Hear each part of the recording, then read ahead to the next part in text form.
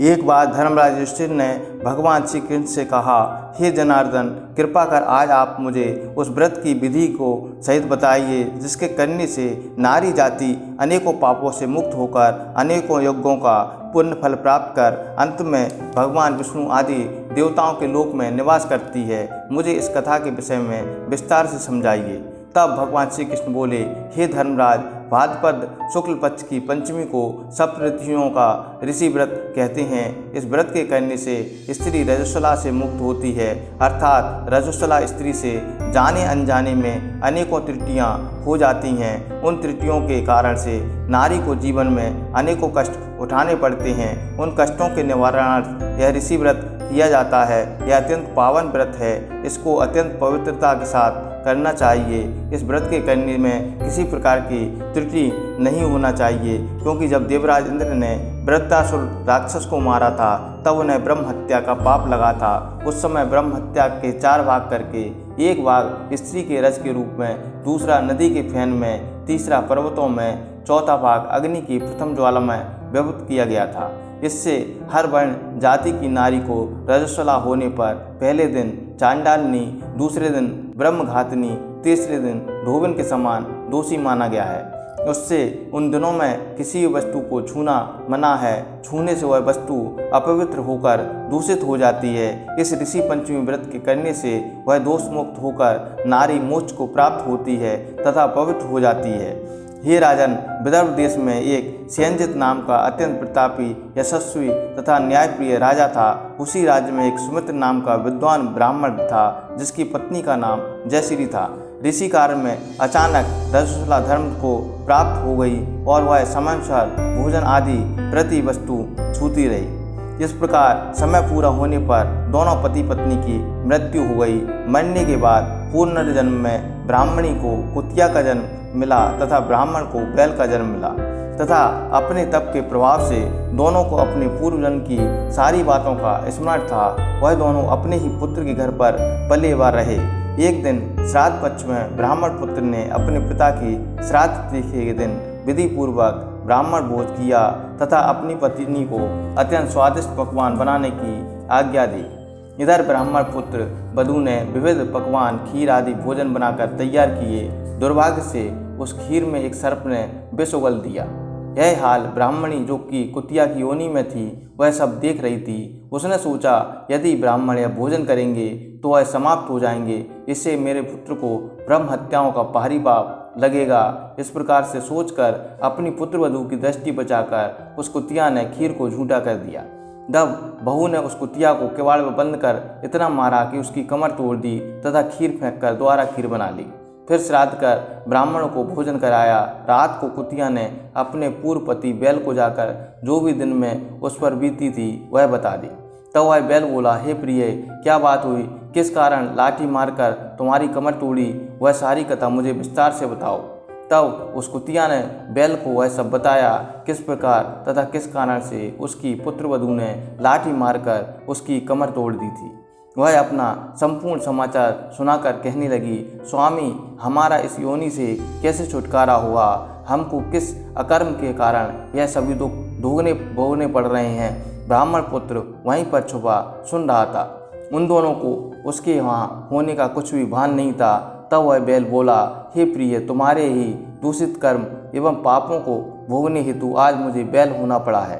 यह कहकर उसने अपने पूर्वजन्म की वह संपूर्ण कथा बताई, जो वह रजस्वला के समय भोजनादि सभी सामान छूती रहती थी। उसी पाप के कारण तुमको कुतिया तथा मुझको बैल की योनि प्राप्त हुई है, जिस पर अभी भी तुम्हारे स्वभाव में कोई भी परिवर्तन नहीं है, क्योंकि तुम्हारी कुतिया की योनि है। फिर कुत्ते का स्वभाव भी वैसा ही होता है। उसी स्वभाव के कारण ही तुम्हारे ऊपर इन सब बातों का कोई असर नहीं है। देखो, यह पूरा परिवार हमारा पिछले जन्म का ही परिवार है। यह मेरा पुत्र है, जिसने आज मुझे पूरे दिन मुंह बांधकर हल में चलाया। घर पर इसकी पत्नी ने मेरे नाम का ही श्राद्ध किया है और मेरे ही नाम से ब्राह्मण भोजन कराया है, जबकि प्रातः से मैं निरंतर हल में चल रहा हूँ। अभी तक मुझे खाने को चारे का एक तिनका भी नहीं दिया है। यह सब तेरे उस दुष्कृत का ही प्रभाव है। उन दोनों की पूरी बात सुनकर उनके बेटे को घोर कष्ट हुआ। वहाँ से आकर उन बैल एवं कुतिया दोनों माता पिता को भोजन देकर वह अत्यंत दुखी हो वन को चला गया। वह तलाश करते हुए वहाँ एक ऋषि के आश्रम पर पहुँचा। वहाँ उसने कुछ समय बिताया। एक दिन सुअवसर जानकर ऋषियों से पूछा, हे दयालु, मेरे माता पिता कुतिया तथा बैल की योनि भोग रहे हैं, वह इस योनि से किस प्रकार मुक्त हो सकेंगे? कृपा कर मुझे कोई उपाय बतावें जिससे कि मेरे माता पिता को इस पाप से मोक्ष मिले। तब ऋषि बोले, पुत्र, तुमको यह कैसे ज्ञात हुआ? तब उस ब्राह्मण पुत्र ने ऋषि को वह सारी कथा जो बैल के रूप में अपने पिता के द्वारा सुनी थी बताई। यह भी बताया, इस योनि को भोगने में मेरी माताजी अधिक दोषी हैं। उन्हीं के पिछले आपराधिक दुष्कर्म कर्म के कारण पिताजी को भी बैल योनि भोगनी पड़ रही है तथा अब वह दोनों ही मेरे घर पर हैं। हे ऋषिवर, कृपा कर कोई ऐसा उपाय बताइए जिससे मेरे माता पिता की यह योनि छूट जाए तथा उनके संपूर्ण दोष नष्ट हो। ऋषि बोले, पुत्र, तुम धन्य हो। इन संसार में ऐसे पुत्र कम ही पाए जाते हैं जो अपने माता पिता के सुख चैन के विषय में सोचें। उन्हें तो अपनी तथा अपनी पत्नी व संतान की चिंता रहती है। तुमने अपने माता पिता की मृत आत्मा की मुक्ति हेतु सोचकर हमको आह्लादित किया है। हे पुत्र, सुनो, पूर्व जन्म में तुम्हारे माता पिता ऋषि मुनियों की निरंतर सेवा में रहा करते थे। तुम्हारी माता जब रजोधर्म से थी तो वह ऋषि सेवा कार्य करती थी। उस समय उसके द्वारा छू जाने वाली हर वस्तु दूषित हो गई। इस प्रकार ऋषियों पर भी प्रभाव पड़ा। तब उनको ऋषियों ने गुप्त रूप से श्राप दिया। उसी से तुम्हारे पिता बैल तथा माता ने कुतिया का जन्म पाया है। अब इनके मोक्षार्थ तुम घर जाकर भाद्रपद शुक्ल पक्ष की पंचमी को ऋषि व्रत करो तथा दोनों ही पति पत्नी उस व्रत का फल माता पिता के हित में संकल्प कर दो। तब वे इस पशु योनि से मुक्त हो जाएंगे तथा स्वर्ग में वास करेंगे। तब इस व्रत तथा पुण्य कार्य से तुम्हारे माता पिता के आशीर्वाद से तुम भी कृत होगे, तुम्हारा कार्य भी निष्फल न होगा। अतः तुम यह कार्य दोनों प्राणी मिलकर श्रद्धा पूर्वक विधि विधान से करो। ऋषियों की बात को सुनकर ब्राह्मण पुत्र अपने घर आया तथा पत्नी को संपूर्ण समाचार बतलाया।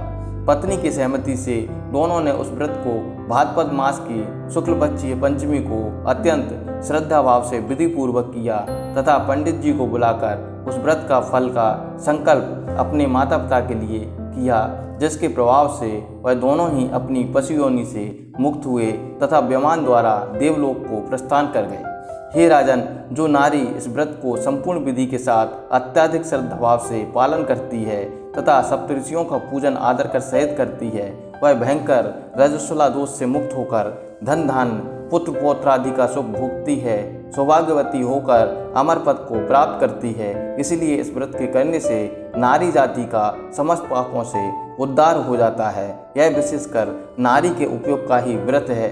पितृ आत्म दृष्टि हेतु दंपति भी कर सकते हैं। जो फल अनेकों तीर्थों को करने से प्राप्त होता है, वही फल एक बार इस व्रत को करने से प्राप्त होता है।